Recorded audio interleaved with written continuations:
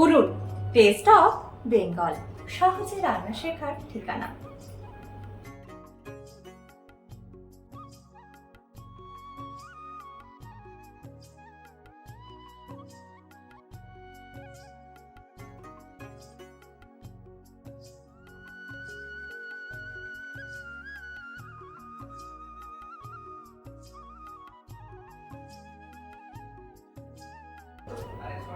আপনাদের সাথে আমি পায়েল সরকার।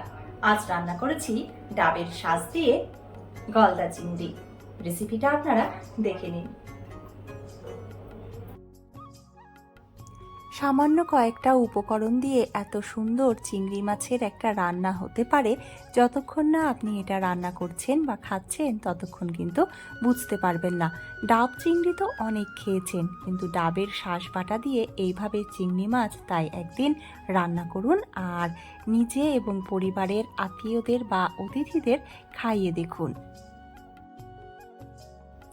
এই গরমে বাইরে বেরোলে আমরা প্রায় সময়ই ডাব খেয়ে থাকি, আর ডাবের ভেতরে যে শাঁসটা থাকে সেই শাঁসটা সবসময় হয়তো খাওয়া হয় না। তাই শাঁসটা আপনারা বাড়িতে নিয়ে চলে আসতে পারেন, আর শাঁসটা এভাবে ভালো করে পরিষ্কার করে ছোট ছোট করে ছোট টুকরো করে কেটে নিতে হবে। এতে করে ডাবের শাঁসটা বেটে নিতে সুবিধা হবে। ডাবের শাঁস ছাড়াও আপনারা দেখতে পাচ্ছেন উপকরণে নিয়েছি দুটো পেঁয়াজ, নিয়েছি কয়েকটা কাঁচা লঙ্কা, আর নিয়েছি 1 টেবিল চামচ গোটা চারমগজ। এই চারমগজটা আমরা বেটে নেব, তার আগে পেঁয়াজ দুটো আমি কুচি করে নিচ্ছি। রান্নার জন্য প্রথমেই আমি 300 গ্রাম গলদা চিংড়ি মাছ, 1 টেবিল চামচ টক দই আর তার সাথে সামান্য কাশ্মীরি লঙ্কার গুঁড়ো দিয়ে মাখিয়ে রেখে দিয়েছি। এখানে একটা পেঁয়াজ আমি বেটে নিচ্ছি আর আরেকটা পেঁয়াজ কুচো করে রেখেছি। পেঁয়াজ বাটা হয়ে গেলে ডাবের শাঁস আমি বেটে নিলাম।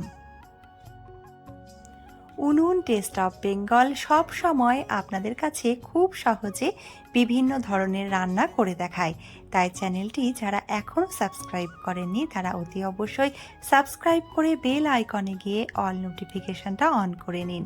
আমি ডাবের শাঁস বাটার পর এখানে চারমগজটাও বেটে নিলাম। কড়াইতে 2 টেবিল চামচ রিফাইন তেল দিয়ে পেঁয়াজ কুচিটা আমি ভেজে নিচ্ছি। ভাজার সময় আমি এখানে লবণ দেব না, এতে করে পেঁয়াজটা মুচমুচে হবে। শুধু ইউটিউব নয়, আপনারা চাইলে ফেসবুকেও পেয়ে যাবেন উনুন টেস্ট অফ বেঙ্গলের পেজটিকে। দেখুন পেঁয়াজগুলো ভাজা হয়ে গেলে ওই তেলে আমি দিয়ে দিলাম কালো জিরে ফোড়ন। কালো জিরে না দিতে চাইলে কিন্তু সাদা জিরেও দিতে পারেন। সাথে দিয়ে দিয়েছি শুকনো লঙ্কা ফোড়নে। এবারে আমি দিয়ে দিলাম বেটে রাখা পেঁয়াজ। পেঁয়াজ ভাজা হয়ে আসলে তার মধ্যে এবার দিয়ে দেব বেটে রাখা ডাবের শাঁস আর তার সাথে চিড়ে রাখা কয়েকটা কাঁচা লঙ্কা। কাঁচা লঙ্কাগুলো বেটেও দেওয়া যেতে পারে। রান্নাটা আঁচ কমিয়েই করছি, আর দেখতেই পাচ্ছেন দই মাখানো চিংড়ি মাছ এবারে মশলার সাথে দিয়ে দিলাম, অর্থাৎ চিংড়ি মাছগুলো আলাদা করে ভেজে নিইনি। এভাবে ঢাকা দিয়ে দিয়ে মশলার সাথে চিংড়ি মাছ আমরা রান্না করে নেব। এতে করে চিংড়ি মাছ ভাজাও হয়ে যাবে, কষাও হয়ে যাবে, আবার সেদ্ধও হয়ে যাবে। বিভিন্ন ধরনের রেসিপির সাথে সাথে আমি একটা বার্তা আপনাদের কাছে পৌঁছে দিই, খাবার এবং জলের অপচয় করবেন না, খাবার ভাগ করে নেবেন, এতে ভালোবাসা বাড়ে।